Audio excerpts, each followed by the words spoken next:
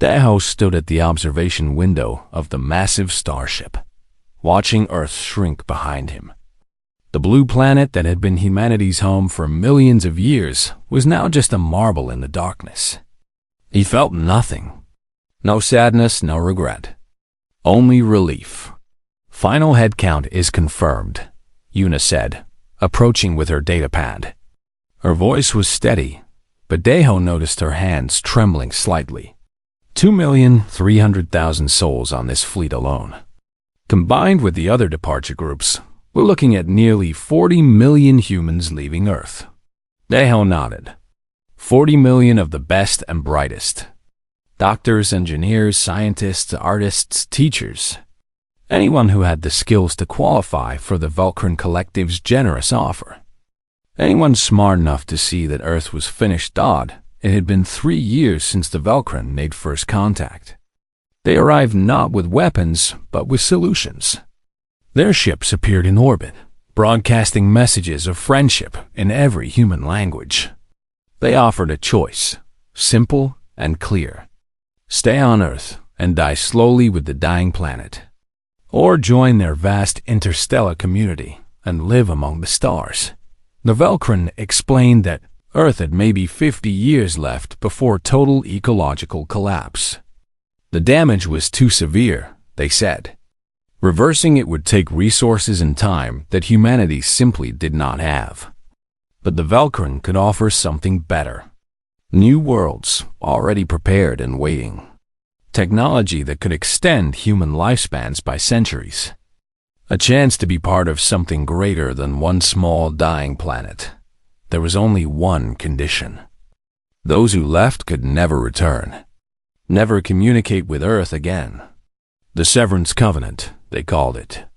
The Vulcan said it was necessary to prevent the contamination of their advanced society with Earth's failing ideologies and desperate cultures. A clean break, they insisted, was the only way forward.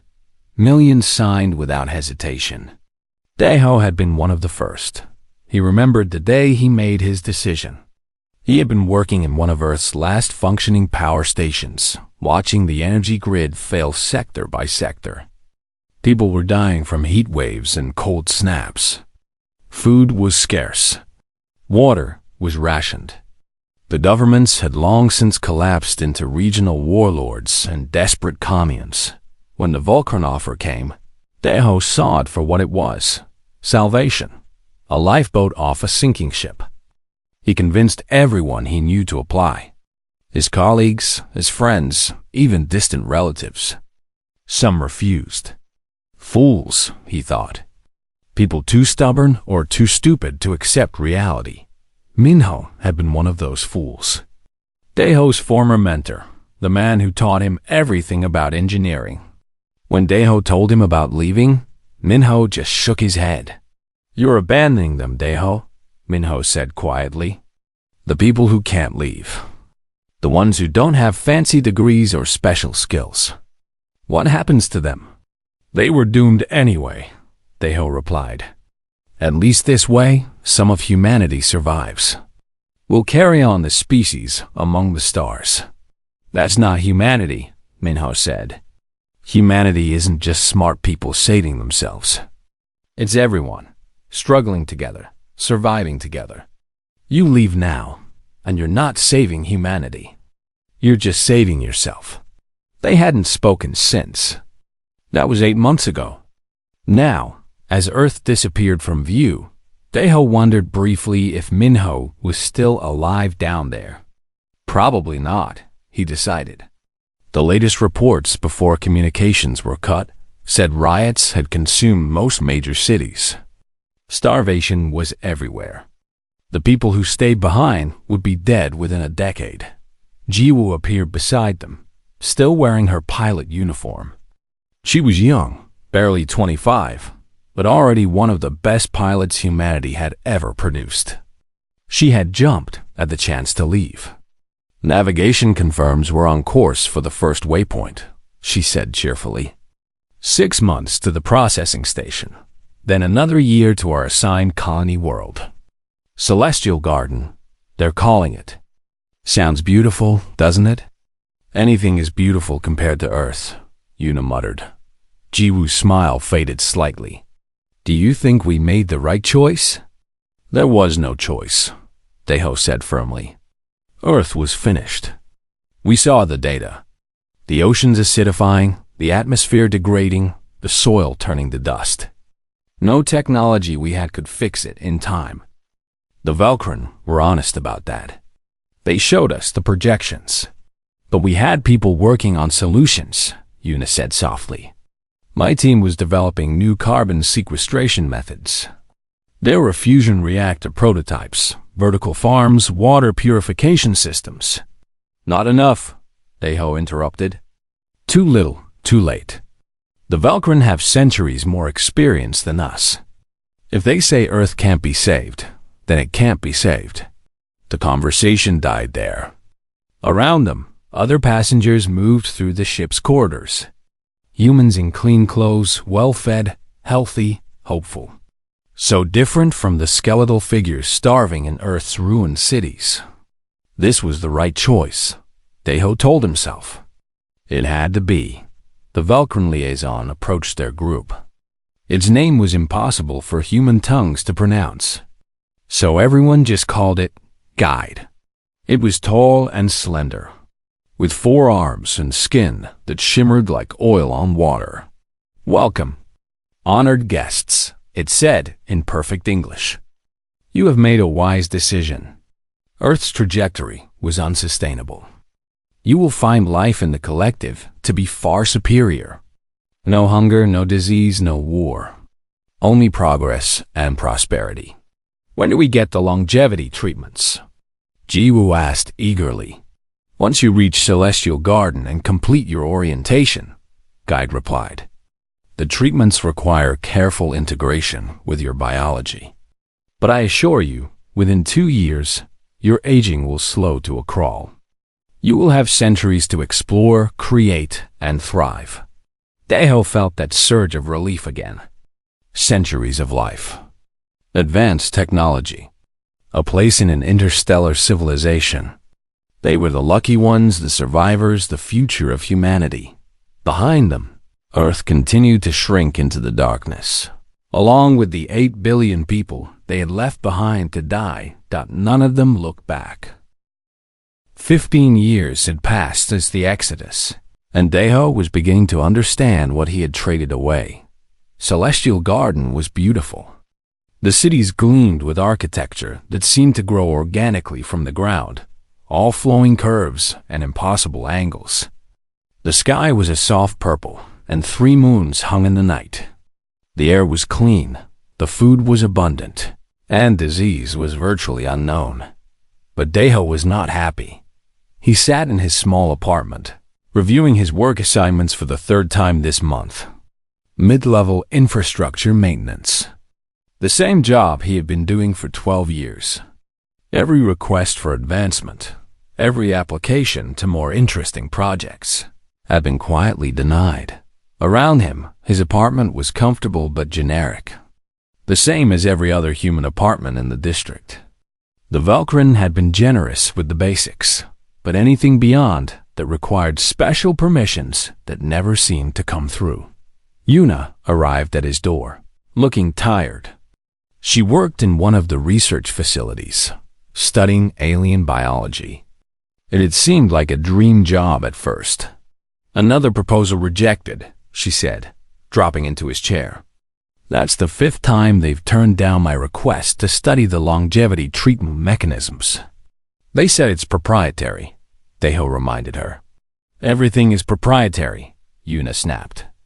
I can't study Velkrin biology without permission. I can't study the local ecosystem without approval. I can't even access the full database of discovered species. My entire job is cataloging samples that other scientists already examined decades ago. Daeho said nothing.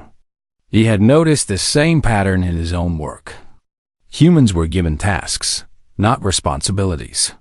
They maintained systems they hadn't designed and couldn't modify. They followed procedures they weren't allowed to question. Sunho joined them an hour later. The former doctor looked worn down, older than his years despite the longevity treatments they had all received 5 years ago. "I had another patient die today," he said quietly. "Velkrin. Heart failure during a routine procedure. I wanted to do an autopsy to understand what went wrong, but my request was denied. They took the body and told me to forget about it." "That's the third death in your facility this year," Yuna said. "That I know about," Sanho corrected. "I'm starting to think there are more. Things I'm not told about. Patients that disappear from records." They sat in silence, each lost in their own uncomfortable thoughts. This was not the paradise they had been promised.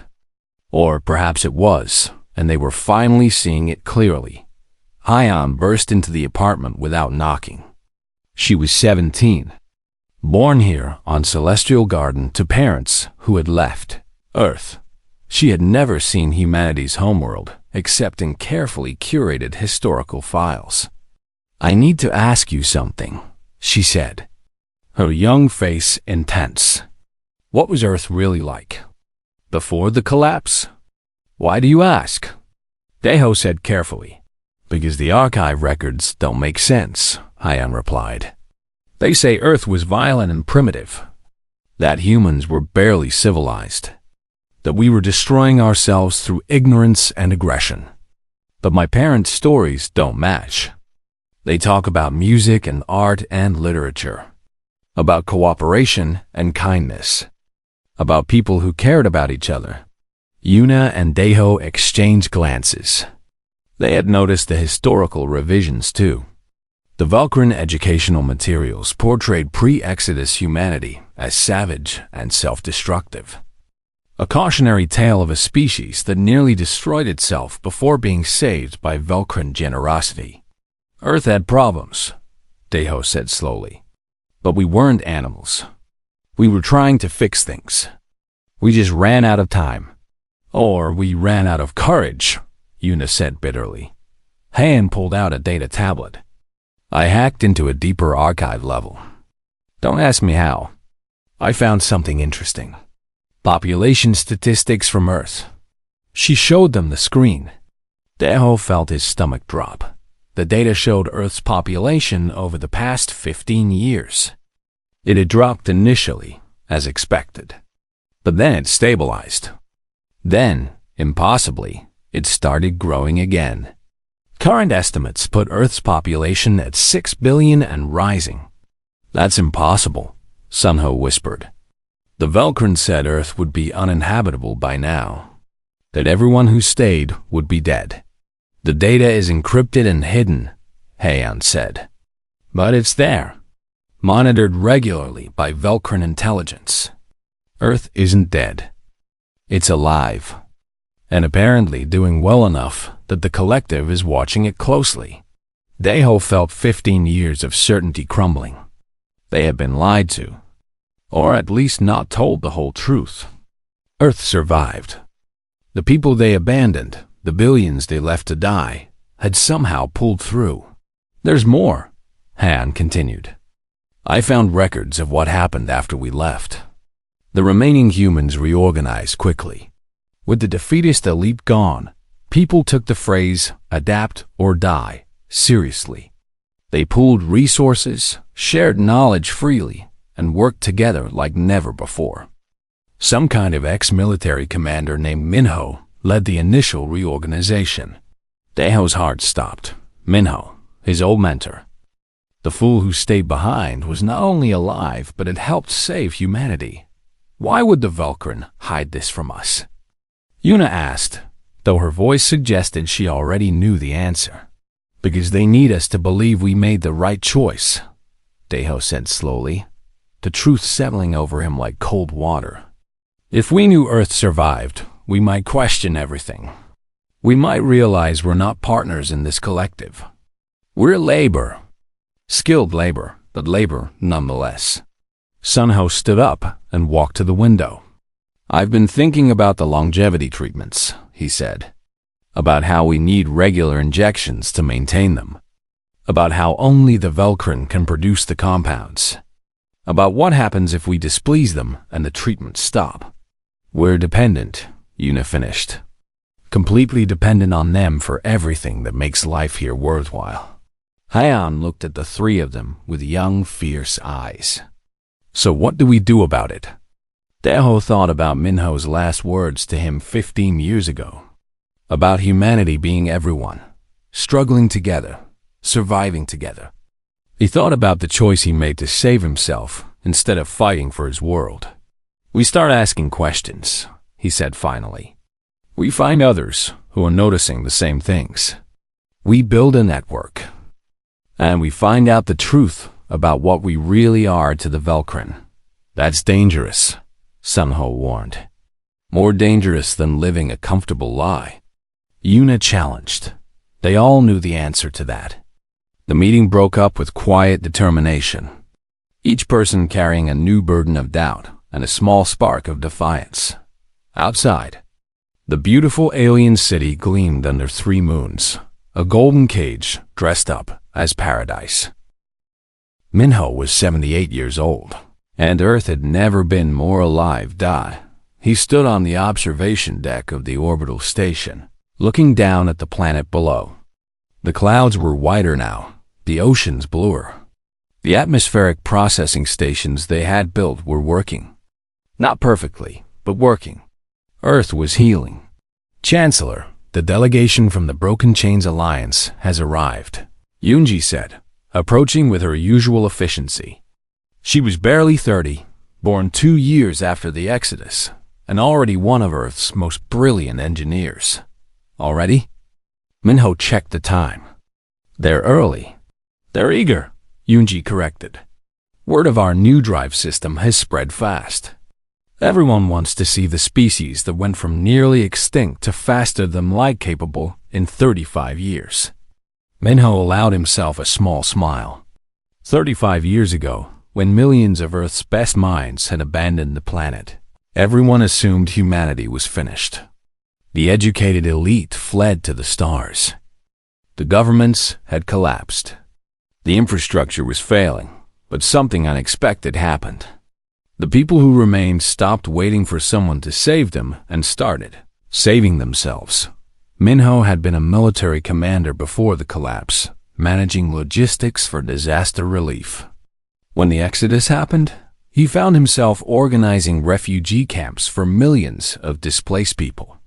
Those camps became communities. Those communities became the foundation of Earth's reconstruction. Without the old hierarchies, people worked together differently. A farmer taught a former banker how to grow food. A retired teacher educated a mechanic's children. A doctor trained anyone willing to learn basic medicine. Knowledge became freely shared because hoarding, it meant death. The generation born after the Exodus, children like Yoonji, grew up in a world where cooperation was not an ideal, but a necessity. They learned to innovate with limited resources, to think creatively, to never give up. They were harder than their parents, tougher, more resilient. Show them to the conference room, Minho said, and prepared the demonstration. Let's show them what human engineering can do. An hour later, Minho stood before a table of alien dignitaries. The Broken Chains Alliance was made up of species that had escaped servitude to various larger empires, including the Velkrin Collective. They were natural allies for Earth. We appreciate Earth's willingness to share this technology, said Ambassador Kellith, a being that looked like a collection of floating crystals. The Velkrin have controlled faster than light travel for centuries. Breaking their monopoly could change the balance of power in this entire sector.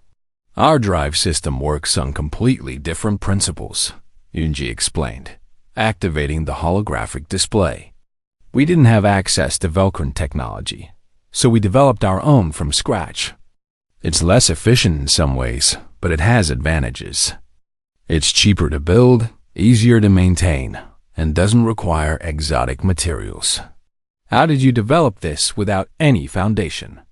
Another delegate asked. Most species spend centuries researching before achieving viable faster-than-light travel. Desperation is an excellent teacher, Minho said simply. We needed to reach the stars, so we learned. We didn't have the luxury of taking centuries. What he didn't mention was the cost. The failed experiments that killed test pilots. The resources poured into research while people still went hungry. The debates about whether they should focus on Earth's recovery or space exploration. They had done both because they had no choice. Earth needed allies, and allies required the ability to reach them. Someone entered the conference room, still wearing her scout uniform. She had just returned from a 2-month mission to establish contact with a new species in a neighboring system. "Chancellor, I have the treaty," she said, handing him a data chip. "The Pale Sun Confederation agrees to an exchange of technology and mutual defense pact." "That makes 7, Minho said with satisfaction. 7 allied species in 3 years. The Vulcaran won't be happy, Keleth noted. They view this sector as their sphere of influence. The Vulcaran can deal with their unhappiness, Minho replied. Earth is not interested in subjugation, not in imposing it or accepting it. We offer genuine partnership. On the Vulcaran colony world of Celestial Garden, Taijin sat in a hidden room, monitoring intercepted communications. He was part of a growing network of expatriate humans who had become disillusioned with the collective. They called themselves the Remembrance, and they were slowly gathering information about Earth. The latest reports were stunning. Earth had not only survived, but was thriving. They had developed independent technology, formed alliances, and were becoming a recognized power in local space.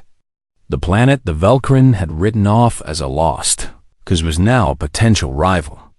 Taijin recorded everything and prepared to transmit it through encrypted channels to other remembrance cells.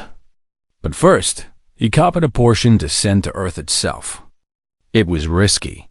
The Severance Covenant made any communication with Earth illegal.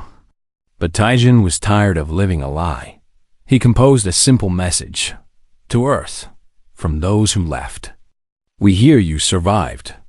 We hear you thrived. We were wrong. Stay strong. Friends remain among the stars. He encrypted it, routed it through 7 different relay points, and sent it into the void, hoping it would reach home, back on Earth. Minho received the message 3 weeks later. He read it alone in his office, feeling a complex mixture of emotions. Anger at those who had abandoned Earth, sympathy for those now trapped in a system they couldn't escape, pride in what humanity had accomplished without them. He thought about responding but decided against it. The people who left had made their choice. Earth had moved on without them. The future belonged to those who stayed and fought, not those who fled.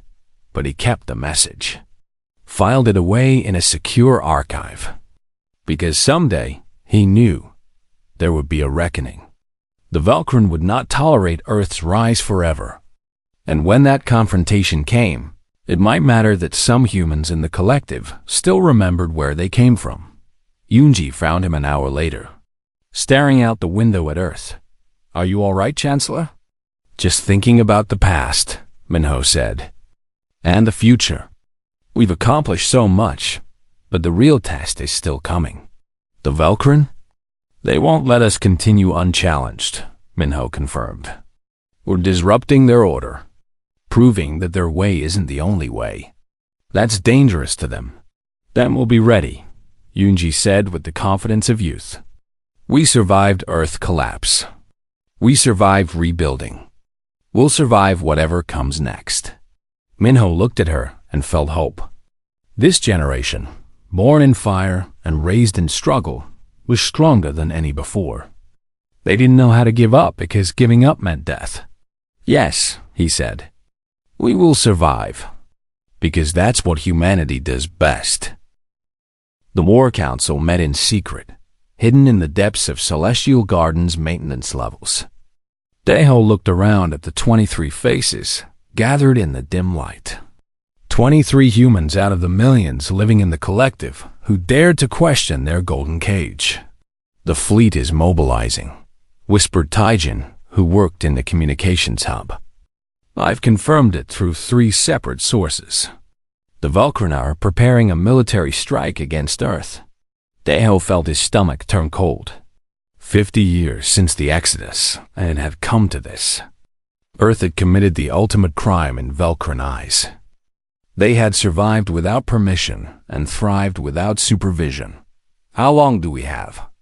asked Una. She looked older now, worn down by years of suppressed research and growing disillusionment. She had stopped taking the longevity treatments 2 years ago, preferring slow death to continued dependence. 3 months, maybe less, Taijin replied. They're assembling ships from multiple sectors. This isn't a small operation.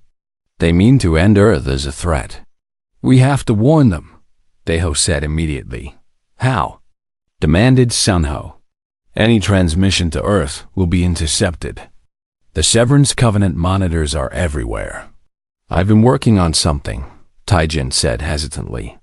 A way to piggyback a message on regular supply ship communications. It's risky, but it might work.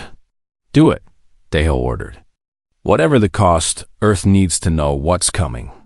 The group dispersed quietly, each person carrying the weight of their decision. They were committing treason against the collective. If caught, the punishment would be severe.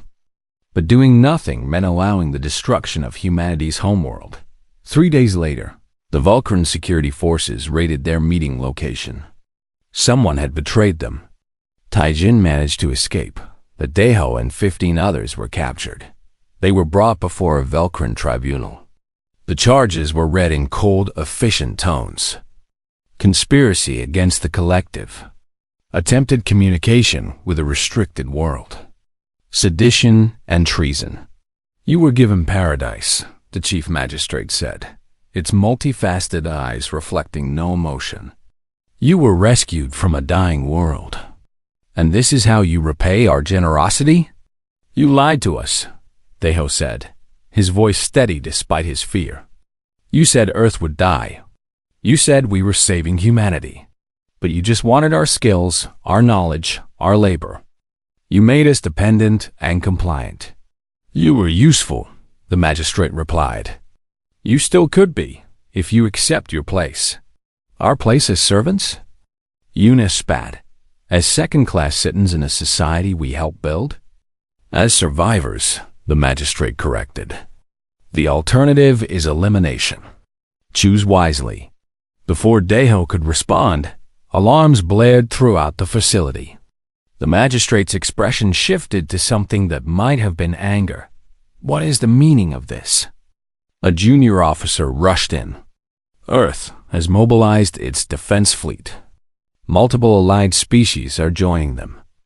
They knew we were coming. The magistrate turned its cold gaze on the prisoners. Your message got through. Unfortunate, it will not save them. The prisoners were thrown into detention while the Vulcan fleet prepared for departure.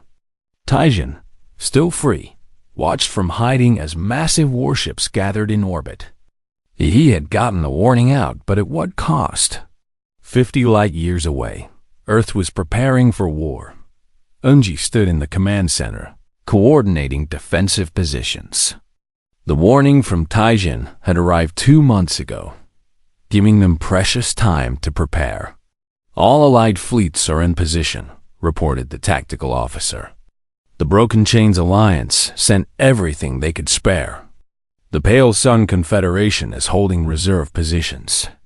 We have 17 species standing with us. Against the Vulcan Collective, Unji said grimly. The most powerful military force in this sector. Minho entered the command center, moving slowly. He was old now, past 90, but he insisted on being present for this. Earth's moment of truth. Status? He asked. They'll be here within the week, Unji replied. Our scouts confirm a massive fleet. At least 300 capital ships, plus support vessels. Can we win? Unji hesitated. We can make them pay for every kilometer. We can make them question whether destroying us is worth the cost. But win? In conventional terms, no. Minho nodded slowly. Then we don't fight conventionally. We fight like humans. We adapt. We improvise. We make them regret ever threatening Earth. Among the Velcran fleet, Jiwoo sat in her fighter cockpit, feeling sick. She was part of the attack force. After 50 years in the collective, she had risen through the military ranks. She was a loyal pilot, a decorated veteran of small conflicts across the sector, and now she was being ordered to attack the world she had abandoned. The briefing had been clear. Earth was a threat to collective stability. It had formed unauthorized alliances, developed independent technology, and refused to acknowledge Velcran superiority. The planet needed to be brought into compliance or eliminated. Jiwoo had said nothing during the briefing. She had accepted her assignment and returned to her ship. But as the fleet jumped toward Earth, she found herself remembering things she had tried to forget. The smell of Earth's air, the sound of rain on pavement, the faces of people she had left behind. Minho's disappointed expression when she told him she was leaving. She pulled up restricted files on her personal console. Images of Earth over the past 50 years. The planet healing. Cities rebuilding. People smiling. Children who had never known the despair of the collapse years. They had done it. Against all odds, without the educated elite. Without advanced technology, humanity had saved itself, and she was here to destroy it. The fleet dropped out of faster than light travel at the edge of Earth's solar system. Before them, arranged in defensive positions, was Earth's alliance. Smaller ships, older technology, but more of them than expected. And behind them, glowing in the light of its yellow sun, Earth itself. All fighters, prepare for engagement, came the command over her comm system. Target priority is enemy command ships. Eliminate resistance swiftly. Jiwoo's hand hovered over her weapon controls. This was it. The moment she would either follow orders and help destroy humanity's cradle, or commit the greatest treason of her life. The Velcran fleet advanced. Earth's forces moved to intercept. And in the space between them, Jiwoo made her choice. She powered down her weapons and broke formation, broadcasting on all frequencies. Earth forces, this is Fighter 237. I am a human pilot. I will not fire on my homeworld. I repeat, I will not fire. Other voices joined hers. Dozens of human pilots across the Velcran fleet making the same choice. Not enough to turn the tide, but enough to sow confusion. The battle began, and the fate of humanity hung in the balance. The battle for Earth lasted 3 days and changed the galaxy forever. The Velcran came with overwhelming force, expecting quick submission. Instead, they found a defense that fought with desperate creativity. Earth ships were less advanced, but they were piloted by people who knew that losing meant extinction. The allied species fought beside them not out of obligation, but genuine solidarity. Yoonji coordinated tactics that the Velcran had never encountered. Ships used gravitational slingshots around planets for sudden acceleration. Fighters hid in debris fields and struck from unexpected angles. Every advantage of home territory was exploited ruthlessly, but it was Jiwoo's defection, and those who followed her lead, that truly disrupted the Velcran attack. Dozens of human pilots refusing to fight created gaps in their formations. Some even turned their weapons on their former allies, sacrificing themselves to protect Earth. By the end of the second day, the Velcran fleet was stalled. They had superior firepower, but Earth's forces had something more important. They had a reason to fight beyond orders and duty. On the third day, reports reached the Velcran command that their collective was fracturing. Other subordinate species, inspired by Earth's defiance, were rebelling across multiple sectors. The resources needed to hold the empire together were suddenly unavailable. The Velcran withdrew, leaving behind disabled ships and a warning. Earth had won a battle, but the war was far from over, except there was no war to continue. Within 6 months, The Velkern collective collapsed into civil war, various species fighting for independence or control.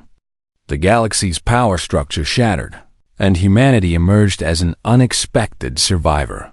The captured Remembrance members, including Deho, were released in the chaos. With the Severance Covenant no longer enforceable, they faced a terrible choice. Return to a Earth that had thrived without them, or remain in the stars they had chosen. Deho stood in the docking bay of the transport ship, watching other expatriates board. Thousands were returning, hoping for forgiveness, seeking to reconnect with humanity. He wasn't sure he deserved either. The transport landed on Earth 6 weeks later. Deho stepped onto his homeworld for the first time in 50 years and almost fell to his knees. It was beautiful. The sky was clear blue, not the sickly yellow he remembered. Trees grew in organized parks. Buildings stood clean and functional. People walked the streets without the haunted look of starvation and desperation. They had saved it. The people he abandoned had saved Earth. A young woman approached him, checking a datapad. Daha, you're on the list for processing. Please follow me. Processing? He asked. Interviews, health checks, integration assessment. We're getting a lot of returnees. The council needs to determine how to handle it. She led him to a government building where hundreds of other expatriates waited. The mood was somber. These were people confronting the consequences of their choices. After hours of waiting, Deho was called into an office.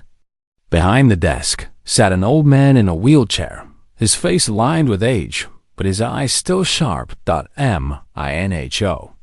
Hello, Deho, his former mentor said quietly. It's been a long time. Deho couldn't speak. He had imagined this moment 1,000 times during the journey home. Apologies, explanations, justifications. But facing Minho now, all words failed him. I'm sorry, he finally whispered. I know, Minho replied. They all are. The question is what sorry means now. I was wrong, Deho said. About everything. I thought Earth was finished. I thought leaving was the only rational choice. It might have been, Minho said, surprising him. We almost didn't make it. Those first 10 years were hell. We lost billions. But the people who stayed, we had something you didn't. What? Faith in each other. We couldn't run, so we had to fight. We couldn't give up, so we had to adapt. You want to know the truth, Deho? You leaving made us stronger. The words hit like a physical blow. How? Because everyone who stayed made a choice to believe in humanity. Not in the smart people or the educated elite. In all of us, working together. Your departure removed the people who had already given up. It left us with the stubborn, the faithful, the fighters. Minho rolled his wheelchair forward slightly. I'm not going to punish you for leaving. That would be pointless. But I need to know why you came back. Deho thought carefully.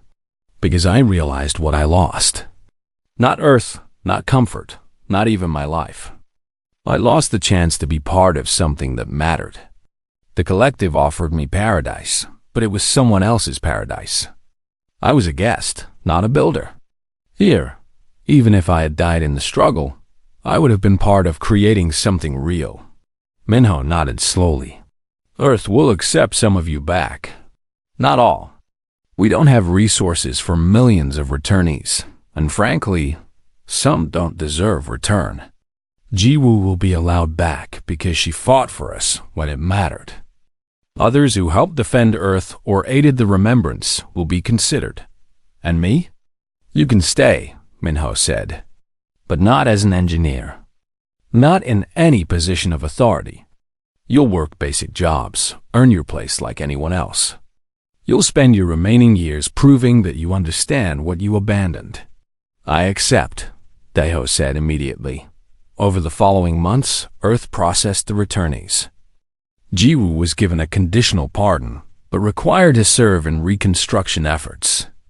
She spent her days teaching flight skills to young pilots and her nights volunteering in medical centers. Trying to balance the scales of her choices, Taijin became a historian, documenting the Exodus and its aftermath. He interviewed hundreds of people on both sides, preserving the story as a warning for future generations. Han, who had never seen Earth before, chose to stay. She became a cultural liaison, helping other second-generation expatriates understand the world their parents had abandoned. Yuna never made it back to Earth. She died during the return journey, her body too damaged by years of refusing the longevity treatments. Her final recorded message was simple. Tell them I remembered. Tell them I never stopped being human. Daeho took a job in waste management, the most basic work available. He spent his days collecting refuse and his evenings volunteering at community centers. He never complained, never asked for special treatment. 10 years after his return, an elderly Minho summoned him one final time.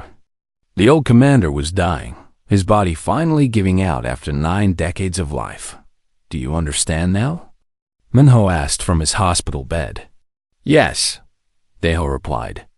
Humanity was never about the smart people or the talented people. It was about all of us refusing to surrender. Close, Minho said with a slight smile. It's about choosing to be part of something bigger than yourself. About sacrifice and struggle and community. You can have those things in comfort or in hardship. The collective offered you comfort without community. We chose community despite hardship. Which was the right choice? Both, Minho said surprisingly. And neither. The point is that it was a choice. We all made ours. Now we live with them. Minho died 3 days later. His funeral was attended by thousands, people whose lives he had saved through his leadership during the darkest times. Daeho attended, standing at the back of the crowd. He didn't deserve to be closer, but he came to pay respects to the man who had been right when Daeho was wrong. After the funeral, Daeho visited the memorial wall. It listed the names of everyone who died during Earth's recovery. Millions of names, covering hundreds of meters of polished stone. He found people he knew, colleagues who stayed, friends who fought, ordinary people who became extraordinary through their refusal to give up. He placed a flower at the base of the wall and spoke softly. You were right. Humanity was always worth fighting for. I'm sorry I didn't see it then. I see it now. A young girl approached, maybe 10 years old, on a school trip. She looked at the wall with wide eyes. What is this? She asked Daeho. A reminder, he said, of what people can do when they don't give up on each other. Were you here during the recovery? She asked innocently. Daeho paused, then answered truthfully. No, I left. I made the wrong choice. But I came back to learn from those who made the right one. The girl thought about this seriously. My teacher says mistakes are how we learn. Your teacher is wise, Daeho said. But some mistakes take a lifetime to understand. She nodded and walked away to rejoin her class. Daeho watched her go, a child born into a world saved by sacrifice, inheriting a future earned through struggle. He returned to his small apartment that evening. It was tiny, basic, nothing compared to what he had on Celestial Garden. But it was his, earned through honest work, located on a world that belonged to humanity, because humanity refused to let it die. Daeho looked out his window at Earth's night sky, at stars that held both promise and warning. Somewhere out there, other humans still lived in the collective's remnants, and the galaxy continued turning. But here, on this small blue planet, humanity had proven something important. They could survive. They could adapt. And most crucially, they could refuse to surrender even when surrender seemed wise. That night, Daeho slept better than he had in 50 years. Not because his bed was comfortable or his future bright, but because he was finally home, among people who understood that being human meant fighting for each other, not running away. The regret would never fully leave him. The weight of his abandoned choice would follow him to his grave. But he could carry it now because he understood what it meant.